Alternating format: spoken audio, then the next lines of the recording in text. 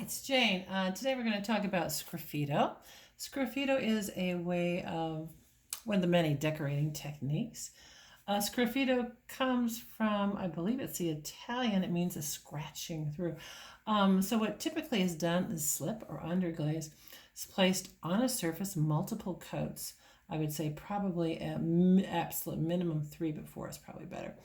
And then a design is scratched through. In this case, I put my name on the bottom of a piece of a way of indicating I made it. Now this is just a very, very simple pinch pot. I've used Amico 4 coats of the black lug.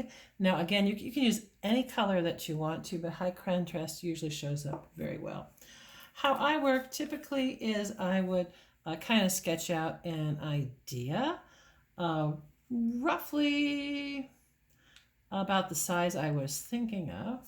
I would let it firm up, and then I would take either a needle tool. I mean, you could probably take an X-Acto also, but what you're going to do, there's different ways to work. I mean, you could take and kind of dot. You can kind of, hopefully you can kind of see this. You can kind of dot those little shapes in. So you have kind of like a little guideline. Okay. Realize every mark you make, and I'm ending up doing only four petals on these because of space. And I'm going to probably put another small one. What I'm doing is I'm literally scratching into there. That's the Sgraffito part. And I am removing some of the underglaze. It's kind of like scratchboard, if you've ever done scratchboard art maybe in school. It's really beautiful as far as a way of leaving mark making. And you could spend a lot of time, and you can make them as thick or as thin as you want. But it's a very wonderful way to kind of draw into clay. Now, if this was flat, I could take that design and kind of stipple through it, which is stippling is just kind of dotting technique. I could do a little stippling through and get the exact design. This is a little bit closer to freehanding it. And again, I'm going to suggest when you do this, think about contrast, think about line, and the overall effect. You can kind of blow through there and kind of see. I'm just kind of starting on it here. And it can be as detailed or as simple as you wish. Now, if later on, let's say later on when I glaze this, if I want it to be just as it is, I would do a clear glaze after it would be bisque fired. If I wanted to add like a sheer glaze, one that is transparent, I know that Amico makes some of those also. I used a beautiful green celadon the other day.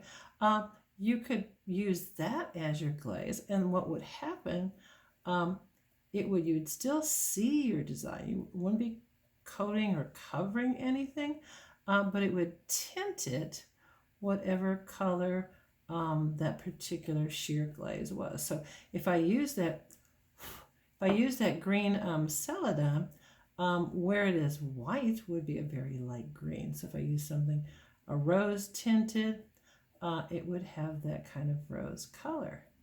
So if I wanted to paint it on here and I had a variation of lines, I could have some sheer green, some sheer pink, blue, whatever color that I wanted to use. So I'm just going to work on this for a minute just to kind of give you the idea. Now, if you want to add more detail, if you want to add like hatching lines or cross hatching, or you want to do some fun stuff in the background, you can do that. I would suggest kind of varying the width of your lines. Now, let's say that time is running short, you're busy, you've got other obligations you need to take care of. Okay, or you're just a little tired of doing it that day. What you can do is just cover it up, wrap it up in plastic, and you can come back to it. Okay. Worst case scenario, let's say you don't like your design. Okay.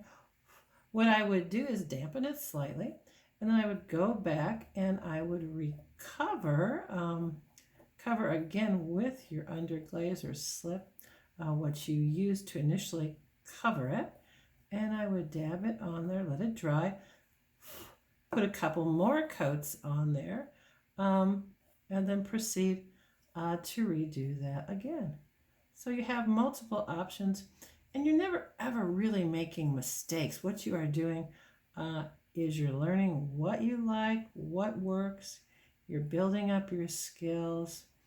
I always say to my students, if you never make any mistakes, you're never trying anything new, nothing that you aren't familiar with, and eventually you'll get really, really bored. So fear not those mistakes, embrace them, and learn from them, and who knows, you might discover something entirely new. So let you see that I'm not done yet, but I'm going to continue, and hopefully you will too with Sgraffito.